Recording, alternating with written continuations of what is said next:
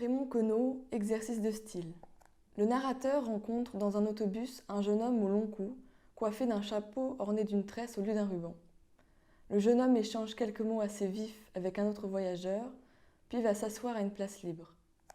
Un peu plus tard, le narrateur rencontre le même jeune homme en grande conversation avec un ami qui lui conseille de faire remonter le bouton supérieur de son pardessus. Cette brève histoire est racontée 99 fois, 99 manières différentes. Métaphoriquement.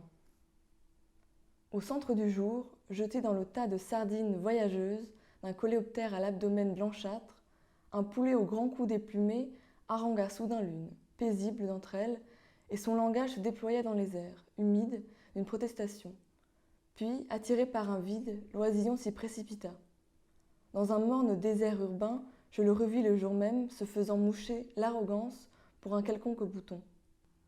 Homéotéleut. Un jour de canicule, sur un véhicule où je circule, gesticule un funambule au bulbe minuscule, à la mandibule en virgule et au capitule ridicule. Un somnambule l'accule et l'annule, l'autre articule, crapule, mais dissimule ses scrupules, recule, capitule et va poser ailleurs son cul.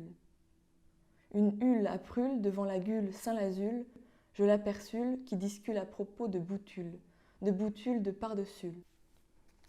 Analyse logique. Autobus, plateforme d'autobus, c'est le lieu. Midi, midi environ midi, c'est le temps. Voyageur, querelle, une querelle de voyageurs, c'est l'action. Homme jeune, chapeau, long cou maigre, un jeune homme avec un chapeau et un galon tressé autour, c'est le personnage principal. Quidam, un quidam c'est le personnage second. Moi, c'est le tiers personnage narrateur. Mot, c'est ce qui fut dit. Place libre, place occupée. Une place libre, ensuite occupée, c'est le résultat.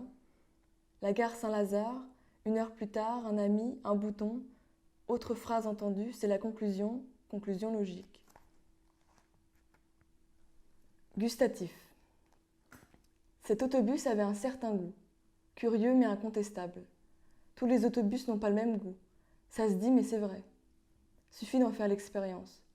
Celui-là, un S, pour ne rien cacher, avait une petite saveur de cacahuètes grillées, je ne vous dis que ça.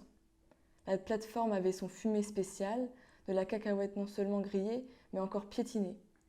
À 1,60 m au-dessus du tremplin, une gourmande, mais il ne s'en trouvait pas, aurait pu lécher quelque chose d'un peu suré qui était au cou d'homme dans sa trentaine. Et à 20 cm encore au-dessus, il se présentait au palais exercer la rare dégustation d'un galon tressé un peu cahoté. Nous discutâmes ensuite le chewing-gum de la dispute, les châtaignes de l'irritation, les raisins de la colère et les grappes de l'amertume.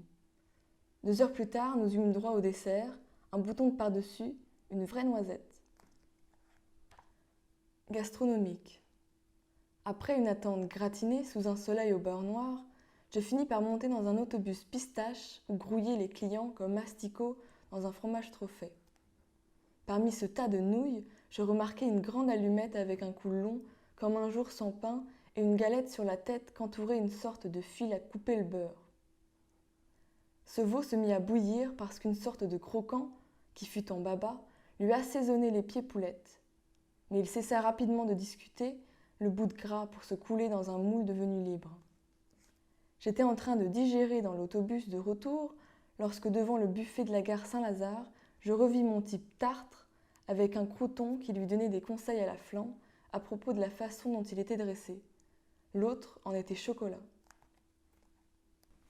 Télégraphique. Bus, bondé, stop. Jeune homme, long cou, chapeau cerclé, tressé, apostrophe, voyageur inconnu, sans prétexte valable, stop. Question doigt, pied, froissé contact, talon prétendu volontaire, stop. Jeune homme abandonne, discussion pour place libre, stop. 14 heures, place, Rome. Jeune homme écoute conseil vestimentaire, camarade, stop. Déplacer bouton, stop. Signé, Arcturutus.